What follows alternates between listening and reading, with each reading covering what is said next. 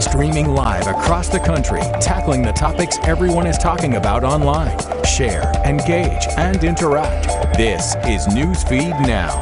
It's time for Newsfeed Now. Good morning and welcome. I'm happy you're here. I'm your host, Hillary Hunt. I've got some great news for you. You are halfway through the work week. You've done it.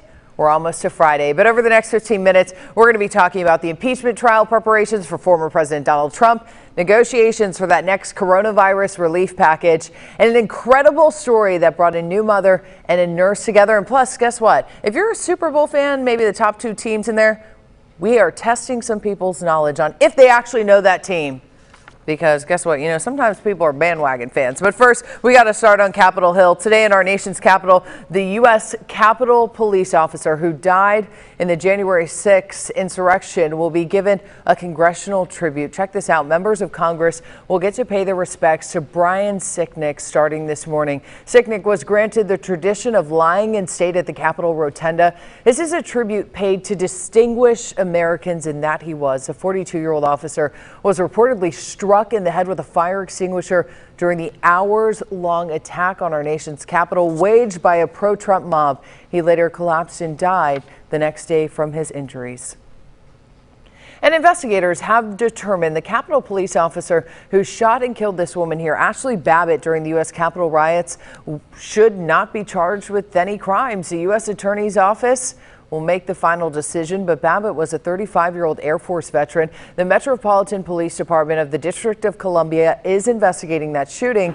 The officer was placed on administrative leave. And something a lot of people are watching, the House impeachment managers and former President Trump's legal team filed their legal briefs in preparation for Trump's second impeachment trial. Both revolve around whether Trump incited those riots at our Capitol. Washington correspondent Alexandra Limon has the latest on those trials.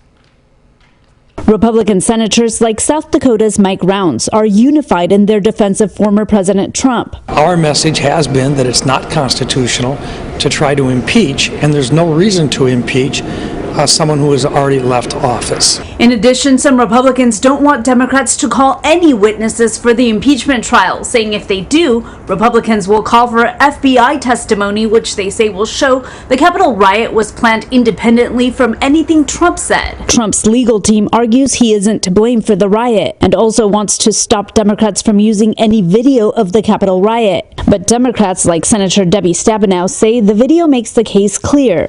And the questions about what the president did are very visible on videotape. However, Democratic Virginia Senator Tim Kaine worries there won't be enough senators who vote to convict Trump in an impeachment trial. I'm very worried about going through this trial and having the punchline at the end being Trump acquitted again. That's why he would rather censure the former president. Susan Collins and I have come up with a very reasonable bipartisan approach that would condemn Donald Trump, that under the 14th Amendment would bar him from ever running again. But Kaine says there's not enough bipartisan support for a censure either, because Republicans don't want to stop Trump from running for office, and Democrats are set on an impeachment trial. In Washington, Alexandra Limon.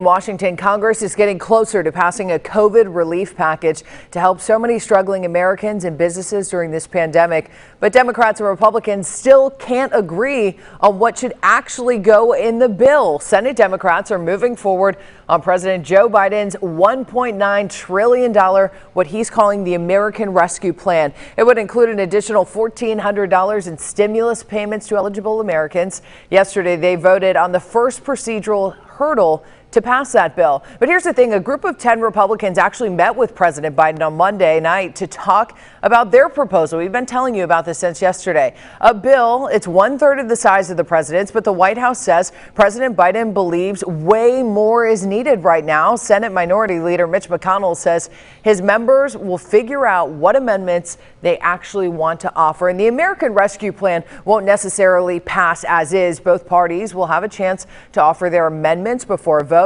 The White House hopes there's a way that they can reach some sort of bipartisanship of course, something we'll continue to cover for you in the coming days as well. And in the Midwest, a Missouri woman delivers her baby while in a coma battling COVID-19. Now she's honoring an ICU nurse by naming her the child's godmother. I love this story. Catherine Hessel has it for us. Looking at sweet Zamira, you'd never know that she entered the world at such a chaotic time, in the midst of a pandemic and her mother in a coma. At 26 weeks pregnant with her second child, Monique Jones started not feeling well. I was starting feeling the chills, like getting very cold in the middle of the night, and I couldn't really breathe. On September 4th, she was admitted to Barnes and put in the ICU with severe COVID symptoms. 2 days later, Monique was put on an ECMO machine, often called the highest form of life support. Only thing that mattered to me was my kids. If I had to not be here on earth, then I would want them to live, you know. That's the only thing that was really going through my mind at the time. ICU nurse Caitlin Obrock cared for Monique while she was sedated. So I would just pray with her. God, please save these two, you know. And I do that with a lot of my patients, but it's definitely a special connection with Monique, obviously. Monique couldn't hear Caitlin, but she felt like she had a guardian angel. When I was in the hospital bed, I always felt positivity around me. As Monique's condition worsened, the doctors decided it was best to deliver her baby via C-section. And on September 23rd, Zamira was born. Weighing only 2 pounds 5 ounces, Zamira was transferred to the neonatal ICU at Children's. After Zamira's birth, Monique started to get better. She was taken off the ECMO machine. Then on October 20th, about a month after giving birth, she got to hold her baby for the first time. I felt like I fell in love again. While in a rehab center learning to walk again, Caitlin organized a baby shower for Monique. Well, I was like, if Monique makes it and Zamira makes it, like, she deserves a party and a baby shower. Like, we're just going to do it all. She opened it up first to her unit, then to social media, and people started donating gifts, diapers, wipes, and money. I just instantly started crying because this couldn't be for me.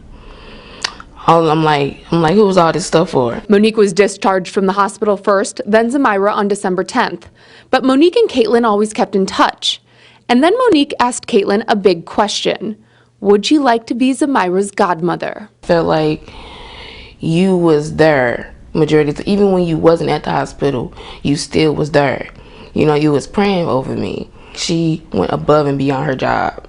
And I really felt like I just wanted to honor her with that. For her to, you know, give me an official invite to the rest of their lives is really something I'm excited and honored about. Caitlin visits Monique and Zamira about every other week. So from guardian angel to godmother, these women will continue this journey together. We want to bring in Catherine Hessel joining us now from St. Louis, Missouri. And Catherine, what a special story. One, we're happy that Monique and Zamira are healthy today, but just talk about that special bond that they formed.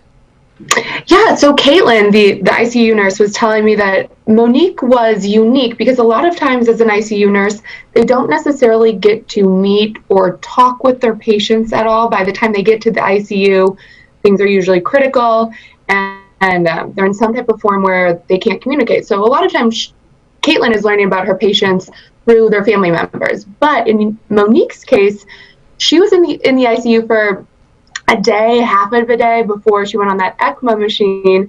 So Caitlin and Monique got a chance to talk, and she got a chance to meet Monique and kind of learn about her firsthand there. And she said that really made that connection. Just being able to talk to her, learn about her pregnancy. Monique has another daughter who I think is 7, and they talked about her a lot. And that was a lot of what Caitlin would then say to Monique while Monique was in that coma. Caitlin would talk about her daughters. Like, you got to pull through this. You've got to pull through this. You have 2 baby girls, and you got to get through it. And, you know, nurses just like Catherine, all medical professionals right now playing such a vital role in this fight against the COVID-19 pandemic. And, you know, how did it make her feel to know that she is now going to be a part of that baby's life for a long time? Already went and visited her after she's been out of the hospital as well. Yeah, she said she really couldn't believe when they asked her. Like, she thought they were kind of kidding, but they said, no, we are very serious. We want you to be her godmother. And, I mean, she takes it as nothing but an honor. She says she goes over there about every other week. Her and Monique text probably every day. And I even asked her, I said, you know, this whole thing started less than 6 months ago, and now you are a godmother and you're in this family's lives forever. And she said it is crazy to her, but she wouldn't want it any other way. And she's so just happy to be a part of their story and honored to be a part of their lives forever. Such a special bond. Great story, Catherine. Thanks so much for joining us out of St. Louis, Missouri. Let's talk about another special bond. What about football? A lot of people bonding over that right now. Super Bowl 55, the official attendance figures expected for the big bowl game in my home city of Tampa, Florida. They're about to have about, what, 25,000 people? Sunday, it's going to be between Tom Brady with the Tampa Bay Buccaneers and Patrick Mahomes with the Kansas City Chiefs. Quite the age gap between the two. But only about 25,000 fans are going to be allowed in. But don't worry, 30,000 cutouts. Steve, I wish you and I would have made one of those cutouts. Don't think we made the cut. But due to the pandemic, obviously, it's going to be the smallest attendance in Super Bowl history. But here's what's really cool about this. Out of the 25,000, there is going to be about, I believe it was 7,500 vaccinated healthcare workers, just to show how appreciated they are. They get to be a part of that game. They were given tickets just to be thanked during this pandemic, which I love so much. But of course, we've got coverage out of Tampa, Florida. The big game being in the Sunshine State. A lot of people heading there, not just for the weather. Obviously, they're heading there for the game. But AJ McCord went to find out just how well fans know their team. We got to see if they're bandwagon fans. Check this out. Fans starting to roll into Tampa for the Super Bowl, and we thought it'd be fun to find out how well they actually know their favorite team. Let's go find some fans. He's a defensive lineman for your Tampa Bay Buccaneers. How do you spell Ndamukong Suh? NDUK alphabet XYZ. That was really close. How do you spell Ndamukong Suh? Oh, you say NDOMICUS? Really close-ish. How old was Patrick Mahomes when Tom Brady won his first Super Bowl? I should know this. 10. 6. 6. Really close. Shoot. How old was Patrick Mahomes when Tom Brady won his first Super Bowl? Is it 6 years old? There you go, 6 years old. We've been looking for Chiefs fans who know the answer to our trivia questions for hours. Not only can we not find anybody who knows the answers, we can't find any Chiefs fans. This is as close as we've got. If Tom Brady wins the Super Bowl on Sunday, should he retire as a Buccaneer when he hangs him up? No, I think he should keep going. Go Bucs! Of course he needs to retire as a Buccaneer. AJ McCord now joining us from the beautiful city of Tampa, Florida. I guess I'm a little biased. But we got to talk about, of course, this is the smallest amount of fans they're going to have in a Super Bowl, but they're also keeping people safe. I want you to talk about how they are keeping people safe, because obviously we're in the middle of a pandemic right now. The NFL announced that the 25,000 fans who are going to be allowed inside Raymond James on Sunday are each going to receive a free PPE kit when they walk through the gates. So in that kit, they're going to have a KN95 mask, hand sanitizer, as well as disinfecting wipes, and face coverings are going to be required, Hillary, for not just the regular fans who are in attendance, but even those vaccinated healthcare workers. So every single person inside Raymond James is going to be masked for the duration of the game on Sunday. Yeah, and I know Tampa's mayor also made a mask mandate as well, but a lot of people in the city right now, even my older brother was like, they're all over the streets, Hillary. So what is there to do if you're getting there early? Well, Hillary, I have a little bit of beef with your home city right now, because the last 2 days have been far colder than I expected Tampa to be in early February. But now it is getting nicer, and so it's a perfect time to enjoy the outdoor opportunities that Tampa has. They have the beautiful Riverwalk, which I don't need to tell you about, but that is where the Super Bowl experience is. It's where Technology Village is. It's where there's a pirate ship that's going to have a laser show on Friday and Saturday night. Tons of food, tons of drink, and right along the Hillsborough River in downtown. So that is a really great thing for people to check out if they get into town early. AJ, I'll be honest, I couldn't have thought of a better city to host Super Bowl 55. Thanks so much, and I promise you some warm weather is coming, or else my mom can bring you some coffee to keep you warm.